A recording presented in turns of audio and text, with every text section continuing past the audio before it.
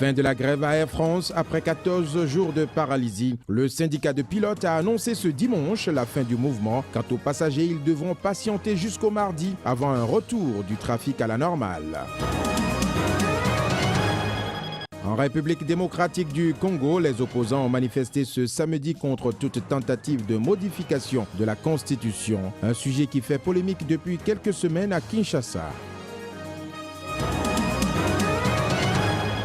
En page magazine, nous irons à la découverte du documentaire Keep On Keeping On, une œuvre qui retrace la relation exceptionnelle entre le trompettiste légendaire Clark Terry et son jeune élève aveugle. C'est un plaisir pour moi de vous retrouver sur Sika. Mesdames et messieurs, bonjour. Nous ouvrons ce journal par la fin de la grève à Air France. Le principal syndicat national de pilotes de cette compagnie a annoncé ce dimanche la fin de la grève qui dure depuis 14 jours. Un mouvement qui n'aura pas permis de trouver un terrain d'entente avec leur direction au sujet de la filiale low cost Transavia qui aura coûté très cher à la compagnie. Les conditions du dialogue social ne sont pas aujourd'hui réunies. Nous avons décidé de prendre nos responsabilités en levant le mouvement de grève, a affirmé le porte-parole du syndicat national des pilotes de ligne qui souhaite poursuivre les discussions dans un cadre beaucoup plus serein. Les pilotes étaient en grève depuis 2 semaines pour obtenir une uniformisation des contrats des pilotes d'Air France et de Transavia, la filiale low cost du groupe qui est devenue un enjeu stratégique. Sans ce contrat unique, les pilotes craignent de voir fondre les avantages du statut Air France au profit du statut Transavia, moins généreux bien évidemment, une revendication sur laquelle la direction du groupe Air France KLM a refusé de céder.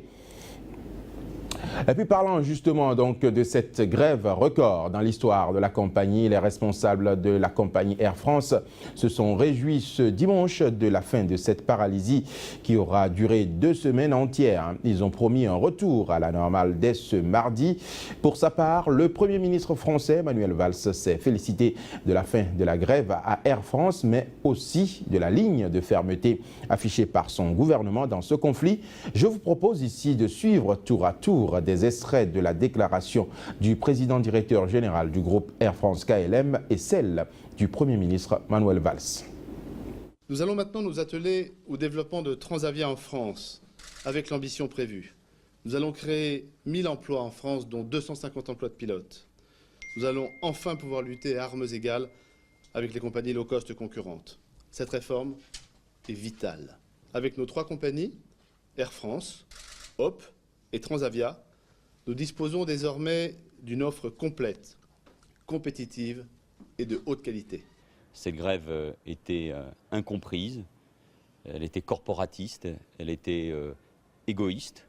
Il est temps maintenant que le dialogue social reprenne, se poursuive, car dans une grande entreprise comme Air France, comme dans les autres entreprises, c'est le dialogue social, c'est la confiance qui doivent permettre à une grande entreprise comme Air France de poursuivre son développement.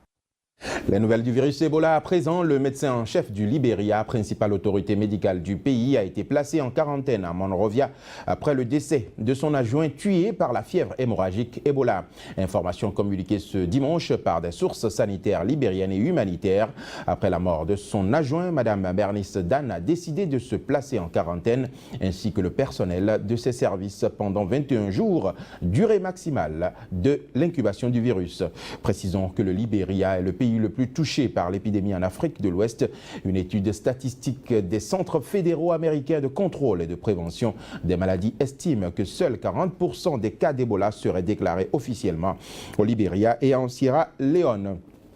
Et puis parlant toujours donc de cette maladie, la mobilisation internationale se poursuit contre l'épidémie de fièvre hémorragique Ebola qui sévit donc depuis quelques temps en Afrique de l'Ouest. Après la Côte d'Ivoire, le Sénégal a annoncé l'ouverture à Dakar d'un corridor humanitaire aérien pour acheminer de l'aide dans les 3 pays les plus touchés que sont le Libéria, la Guinée-Conakry et la Sierra Leone. La maladie a déjà fait plus de 3000 morts selon un dernier bilan de l'Organisation mondiale de la santé.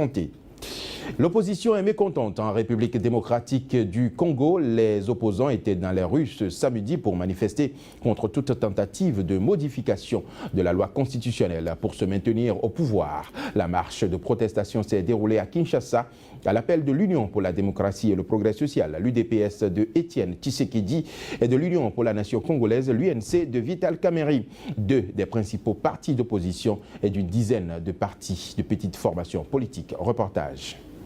Quelques milliers de personnes ont manifesté samedi à Kinshasa contre l'intention prêtée au président congolais Joseph Kabila de modifier la constitution pour se maintenir au pouvoir. Ils étaient entre 2000 et 3000 manifestants, en grande majorité des hommes, à défiler sur 7 km environ dans une ambiance bon enfant au cri de Kabila doit partir dans le nord de la capitale de la République démocratique du Congo. La manifestation s'est déroulée à l'appel de l'Union pour la démocratie et le progrès social et de l'Union pour la nation congolaise, deux des trois principaux partis d'opposition et d'une dizaine de petites formations politiques. L'opposition soupçonne Kabila au pouvoir depuis 2001 de vouloir modifier la constitution congolaise afin de se maintenir en place au-delà de 2016, année à laquelle il doit légalement quitter la présidence. C'est devenu une coutume dans notre pays où chaque fois que nous voulons nous approcher des élections, ceux qui sont dans le pouvoir, ils veulent toujours changer la constitution pour leurs intérêts. Ils ne voient pas les intérêts de la population, de la communauté. Ils sont là que pour satisfaire leur ventre. C'est la raison pour laquelle nous disons non à la révision constitutionnelle. Kabila est en train de régner par défi. C'est pourquoi aujourd'hui nous marchons, nous demandons à ce que nous tenons rapidement un dialogue afin de mettre terme à tous ces désordres. Non à la monarchisation de la République parce que 2 mandats c'est suffisant. Il faut respecter la Constitution, il faut un calendrier global, inclusif et consensuel pour que 2016 nous conduise à l'alternance réelle. Il faut dire que l'opposition n'a jamais accepté les résultats du scrutin 2011, dont la communauté internationale a dénoncé les nombreuses irrégularités. Pour sortir de la crise née des élections de 2011, un dialogue politique serait indispensable, selon les manifestants. La manifestation s'est déroulée sans incident et s'est dispersée dans le calme après 4 heures de temps. Rappelons qu'à l'ONU jeudi, Joseph Kabila avait affirmé que les élections dans son pays se tiendraient conformément au calendrier prévu, à commencer par les élections locales en 2015, puis les sénatoriales et provinciales avant la présidentielle devant avoir lieu en novembre 2016. Le Premier ministre malien Moussa Mara est en visite à Bruxelles. Il sera reçu ce matin même par le président du Conseil européen, Herman Van Rompuy. Ils animeront également un point de presse ensemble autour de 10h heure de Bruxelles. Précisons que le Mali est plongé dans une crise politico-militaire depuis l'offensive lancée en janvier 2012 par des rebelles Touaregs et des groupes djihadistes alliés à Al-Qaïda. Ces groupes ont été très affaiblis et chassés des grandes villes par l'intervention militaire lancée par la France en janvier 2013. Dans le nord du pays, reste un pays qui reste secoué par des actions meurtrières. Un autre élément à présent, le point des opérations de déploiement de l'armée ougandaise sur le terrain. C'est le principal sujet au cœur d'une conférence de presse animée ce week-end à Kampala par le commissaire politique de l'armée ougandaise. Il était également question au cours de cette rencontre avec les médias de la menace que constitue le groupe islamiste somalien Al-Shabaab. Reportage. L'armée ougandaise était face à la presse ce week-end. Objectif, faire le point sur le déploiement de ces éléments et les intérêts du pays, notamment sur le combat contre le groupe islamiste somalien Al-Shabaab. Félix Koulaïgué, porte-parole de l'armée pour la circonstance, a fait part de son implication dans la mort du chef du groupe islamiste Al-Shabaab, Ahmed Abdi Godane. Notre coordination avec nos voisins et les agences de renseignement ont été renforcées afin de s'assurer que nous comblons les lacunes. Et je pense que l'une des preuves est l'arrestation réussie dernièrement par la police de certaines personnes soupçonnées de terrorisme.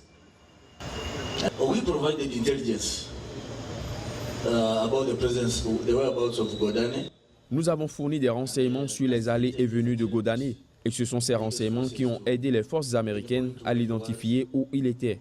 Comme vous le savez, nous sommes dans le pays depuis 2007 et nous sommes allés très loin dans la collecte de renseignements concernant les terroristes d'Al-Shabaab. Il était également question au cours de cette sortie médiatique de l'intervention de l'armée ougandaise au Sud-Soudan. Sur ce point, l'armée ougandaise a déclaré ne pas participer au combat, mais elle soutient le gouvernement démocratiquement élu. Nous restons en Ouganda pour vous parler à présent d'une application qui a été mise en place pour lutter contre la corruption dans l'administration publique. Que fait cette application et comment fonctionne cette application? Je vous invite à la découvrir. Écrire sur un tableau à l'école primaire Kiwanda relève parfois du défi. Dans la banlieue de Kampala, l'argent pour acheter les crayons arrive souvent en retard. Alors, le proviseur achète à crédit ou paie de sa poche. Quand les financements arrivent tard, c'est difficile de faire fonctionner convenablement l'école. Acheter des livres, des stylos, de la craie, ça devient très difficile. Aussi, on est supposé faire passer des examens aux enfants, des tests. Mais maintenant, puisqu'il n'y a pas d'argent, ça devient très difficile. En temps normal, les 500 élèves de cette école passent un examen tous les mois. Faute de moyens, seuls 2 tests par an sont possibles, car dans cette école, il n'y a pas que les craies qui manquent. Les fonds pour les travaux se font toujours attendre eux aussi. L'ombre de la corruption plane dans cette école comme partout en Ouganda, mais une application pour smartphone appelée Action pour la transparence pourrait aider à changer cela.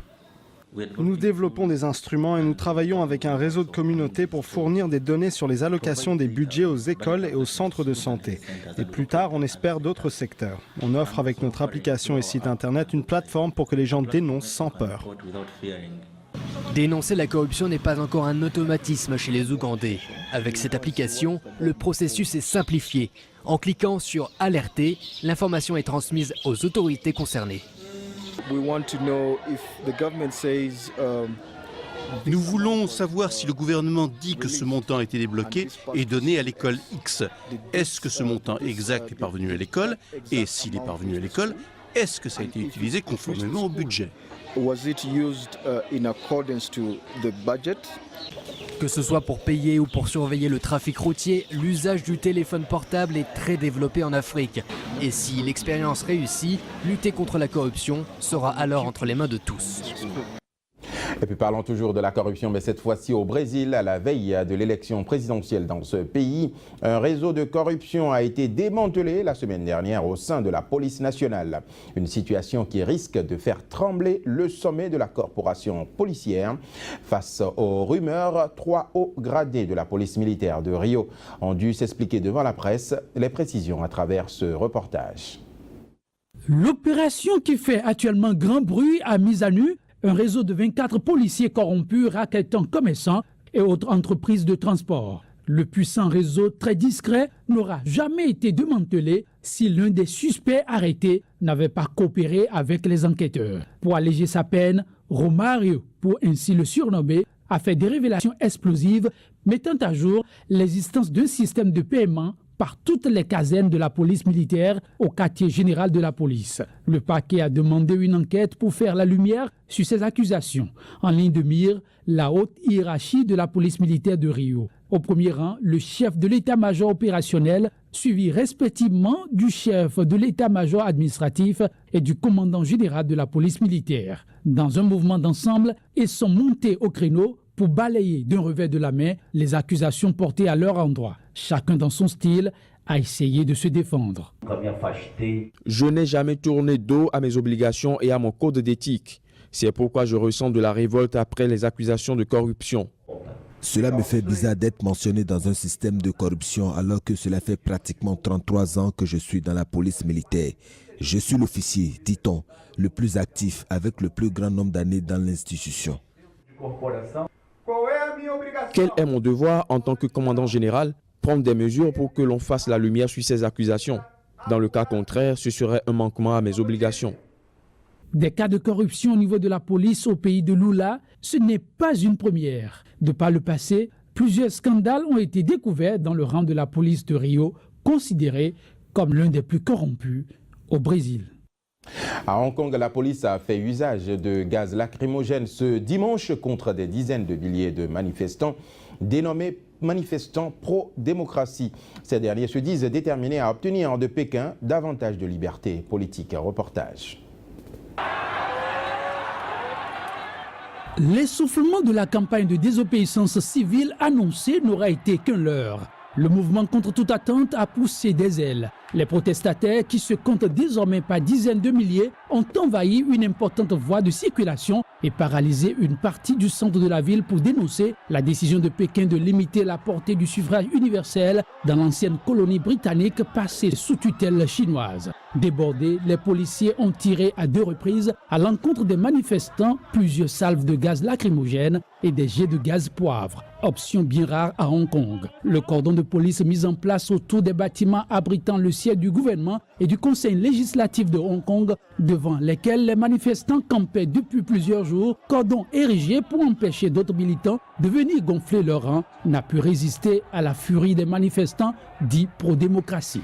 Ces scènes très inhabituelles dans l'ancienne colonie britannique sont venues ponctuer une semaine de manifestations animées par des étudiants en grève.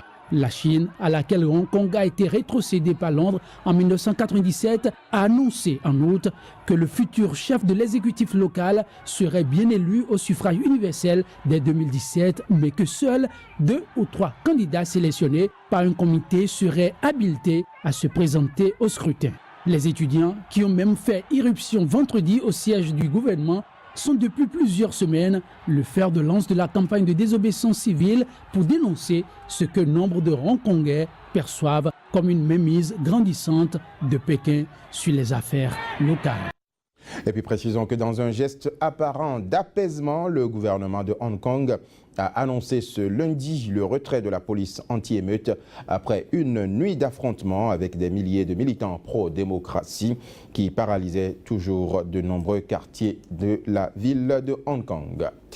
Plusieurs morts et de randonneurs piégés, c'est le bilan issu d'une éruption volcanique soudaine ce week-end au centre du Japon. Un bilan qui pourrait s'alourdir d'après les autorités japonaises. Reportage. Les secouristes ont découvert 31 personnes en état d'arrêt cardiaque près du sommet, selon la déclaration d'un porte-parole de la police de la préfecture de Nagano. Une expression employée par les autorités nippones en attendant que les médecins puissent délivrer des certificats de décès. Parmi ces victimes, 4 hommes ont été déclarés décédés ce dimanche soir après avoir été redescendus par les services de secours, selon la chaîne de télévision publique NHK. Les sauveteurs qui avaient suspendu leurs opérations dans l'après-midi en raison de la concentration croissante en soufre ont seulement pu prendre en charge 4 personnes sans leur administrer de soins particuliers compte tenu de leur état jugé désespéré. Il restait encore dimanche soir 27 personnes apparemment sans vie à transporter en bas. Elles ne le seront que lundi au mieux. Plusieurs dizaines de personnes ont par ailleurs été blessées par des rochers ou du fait de l'inhalation de poussière. Il faut dire que le volcan Antak, qui culmine à 3067 mètres entre les préfectures de Nagano et Gifu, s'était brusquement réveillé samedi à la mi-journée, projetant d'épais nuages de fumée, cendres et pierres. Une scène d'apocalypse. Et puis précisons que 5 personnes de plus ont été retrouvées ce lundi sans vie près du sommet du mont Untake, qui est entré soudainement donc en éruption ce samedi, a annoncé en début d'après-midi la chaîne de télévision publique NHK. Ces victimes qui se trouvent dans un état d'arrêt cardiaque s'ajoutent à 27 autres également dans cette situation et aux 4 autres dont le décès a été déjà confirmé. La page magazine de ce journal nous emmène à la découverte de Keep On Keeping On, un documentaire qui retrace la relation exceptionnelle entre le trompettiste légendaire Clark Terry, diminué par l'âge, et son jeune élève aveugle. Ce film a été récompensé dans plusieurs festivals. Reportage.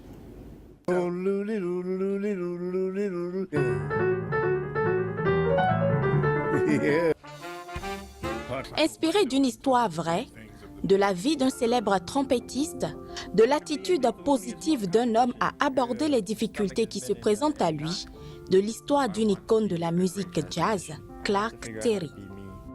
And if it means I gotta kind of struggle to make it happen, then that's what I'm gonna do. I was his first student. I was 13. J'étais son premier élève, j'avais 13 ans, et c'est ensuite que ma carrière a décollé. C'est comme le réalisateur de ce documentaire. Il était un de ses étudiants, il joue de la batterie. Et c'est un peu par hasard qu'il a tourné 450 heures d'images. You're married to trumpet players ever. You hear Clark. La première chose qu'il m'a appris, c'est de bien placer ma protection sur mes lèvres pour éviter de saigner quand je joue des notes aiguës. J'avais 13 ans et ça m'arrivait souvent de saigner en jouant ces notes. C'est lui qui m'a dit comment faire. Il m'a aussi enseigné à respirer et tout. C'est le meilleur professeur du monde.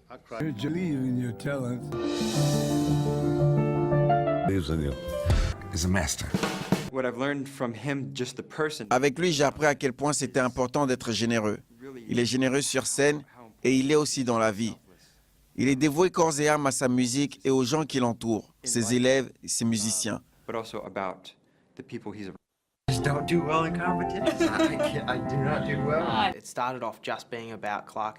Ça a commencé comme un projet de film sur la vie de Clark. Mais ensuite, on a changé d'approche pour inclure Justin Coughlin, son élève. Le film a vraiment décollé quand on a pris cette nouvelle approche.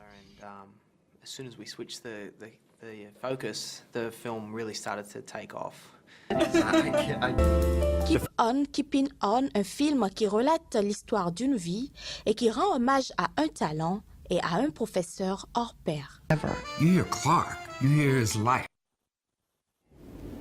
Voilà, madame, monsieur, ce sera tout pour cette édition que je vous remercie d'avoir suivi. Mais avant de partir, retenez que l'information se poursuit sur Sika TV et je vous soumets cette pensée à méditer tout au long de cette journée. Une pensée africaine qui dit « Le soleil n'ignore pas un village parce qu'il est petit. Le soleil n'ignore pas un village parce qu'il est petit. » Merci une fois encore de nous avoir suivis. Le programme se poursuit sur Sika TV.